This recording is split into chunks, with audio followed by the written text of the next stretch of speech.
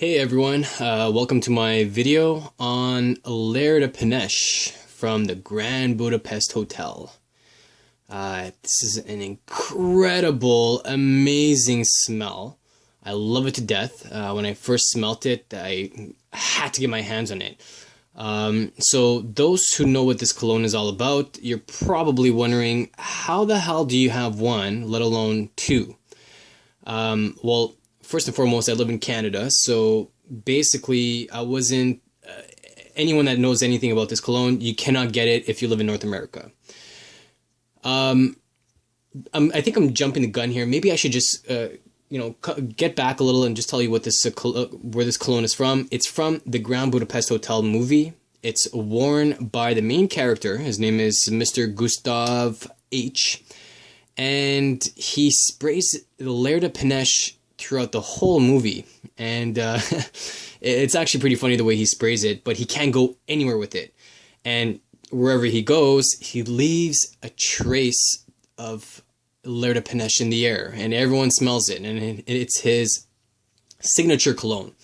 So basically the creator of the movie, Wes Anderson, I used to say Wes Craven. I had to do this video so many times because I kept screwing that up. But it's Wes Anderson, and he, anyone that knows anything about Wes Anderson, he likes to create a lot of gimmicks, props. He loves colognes and perfumes, so he wanted to bring this concept to life, the L'Air de Panache, which is awesome. I love the idea of having colognes in movies, especially unique ones by that fact. So he went to a guy named Mark Buxton, who works at Nose.fr in France, in Paris actually, to be specific.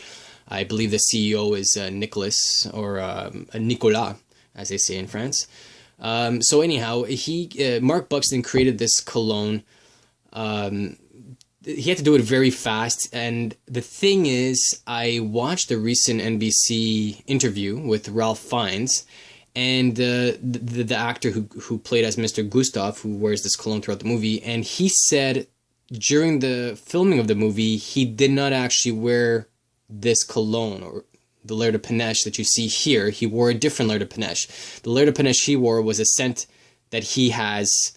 He didn't say the brand name. If anyone knows out there what actual scent he wore, could have been like a Lacoste or Hugo Boss or maybe Amouage or whatever.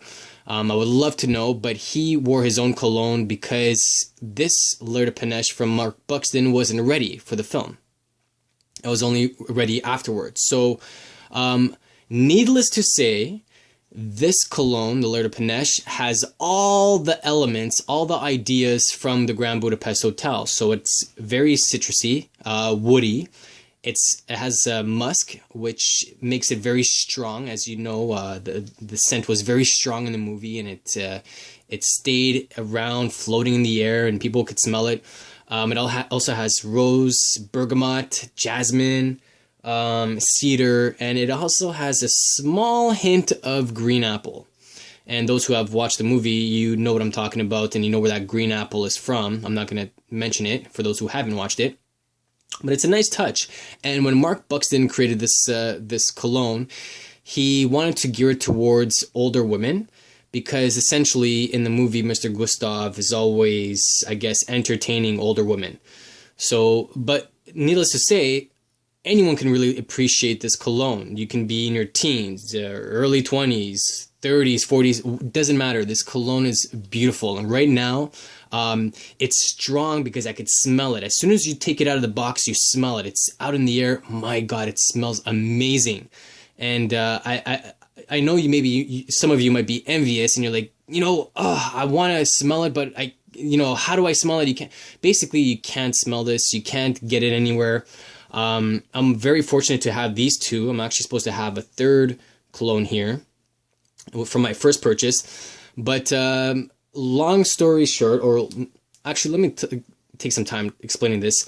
When Wes Anderson created this cologne, at the end of the movie, he gave it to every actor and every person that worked on the movie as a gift, and he also gave it to media outlets. So, there was a lot of blog sites that talked about it, a lot of news people, filming or whatnot, doing the newscast, they talked about L'Air de Panache, and then they talked about the movie, which is a brilliant marketing idea or advertising idea to get your movie out there inexpensively through these colognes. So it's pretty neat. And with that said, no one was able to purchase these colognes, the L'Air de Panache, straight from Nose.fr because they were only given out for promotional purposes. In order to smell the cologne, you were invited to Nose.fr, where it was on display and they would spray it on you and you can smell it, and that's the only place you could have really smelled it. I know there was a couple of sites that had some contests. I entered those contests but failed miserably because I'm from Canada, so I'm guessing they must have eliminated me right away. Because here's the thing. When I bought my first L'Air de Panache, I bought it off of ebay.co.uk, which is the UK eBay site, and I got the seller to ship it to me. But little did I know, you're not allowed to ship colognes overseas or even perfumes. They're coined as dangerous goods. So all of these colognes would get tossed out in the garbage, and that's exactly what happened to my first L'Air de Panache. It got confiscated by UK customs and supposedly destroyed, but I'm pretty sure the UK officer is probably spraying it right now as we speak on my expense, which is fine. I learned the lesson. So essentially I had to come up with another game plan. So lucky for me, 2 more popped up, one on ebay.co.uk, the UK site, and one on the Netherlands site. So I was fortunate enough to know someone that lived in the UK that was coming back to Canada during the holiday season and was able to bring it back with them. And same thing with the Netherlands. My girlfriend had a friend that had a son that was doing some kind of student exchange in the Netherlands, and he was coming back for the Christmas holiday. So he was able to bring it back. I got the sellers to ship it to those addresses of my contacts. But basically, wow, I just lost my train of thought. But what was I going to say? Basically, that's the only way that I was able to get them, was for those people to put it in their luggage, not their carry-on bags, but in their luggage, and to bring it overseas with them on their trip. That's the only loophole. Because other than that, if you try to purchase a cologne overseas or a perfume or whatnot, it's going to get confiscated. Same with people in Europe. If you're watching this from Europe, you cannot buy anything from the States and even from Canada and ship it to where you live, because most likely it's going to get confiscated by your customs.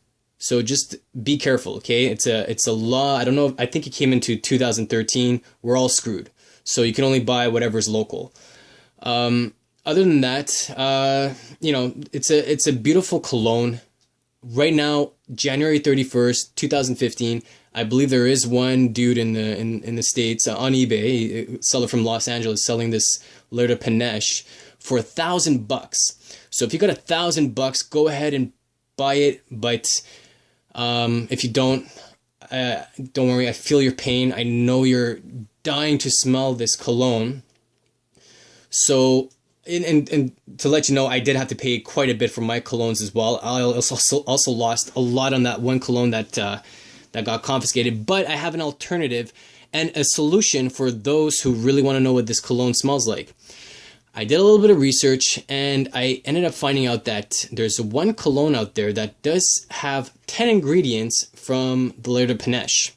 And that cologne is made by Hugo Boss. It's called Boss Number One, and it has 10 ingredients. So most likely it's going to smell very similar to L'Air de Panache. So go ahead and buy it. I haven't bought mine yet. I am going to buy one because I really want to try to use that one instead of this really expensive cologne.